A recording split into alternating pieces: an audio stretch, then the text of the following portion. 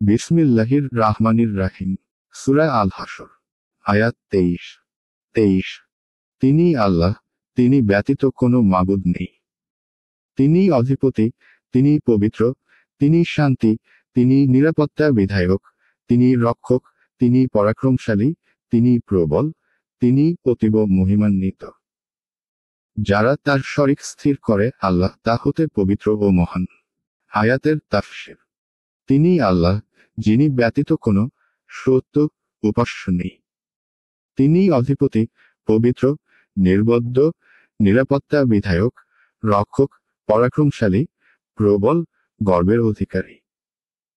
যারা তার শরিক স্থির করে আল্লাহ তা হতে পবিত্র মহান। আয়াত 24। তিনি আল্লাহ, সৃজনকর্তা, উদ্ভাবক, রূপদাতা, সকল উত্তম নাম তারই। আকাশ ও পৃথিবীতে যা কিছু আছে সমস্তই তার পবিত্রতা ও মহিমা ঘোষণা করে। তিনি পরাক্রমশালী, প্রজ্ঞাময়। আয়াতের তাফসীর। তিনি আল্লাহ সৃজনকর্তা, উদ্ভাবনকর্তা, এক, রূপদাতা। সকল উত্তম নাম তারই। 2, আকাশমণ্ডলী ও পৃথিবীতে যা কিছু আছে সমস্তই তার পবিত্রতা ও মহিমা ঘোষণা করে। 3, আর তিনি পরাক্রমশালী, প্রজ্ঞাময়।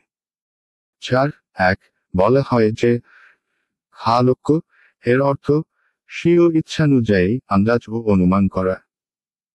আর বারা অর্থ সেটাকে সৃষ্টি করা, গড়া এবং অস্তিত্বে নিয়ে আসা।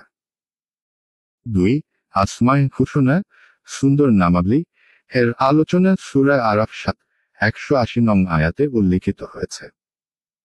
3, অবস্থার ভাষায় এবং কথ্য ভাষাতেও, যেমন পূর্বে বর্ণনা হয়েছে। 4, যে জিনিসেরই তিনি ফায়সালা করেন তা হিকমত, কৌশল ও প্রজ্ঞা হতে শূন্য থাকে না।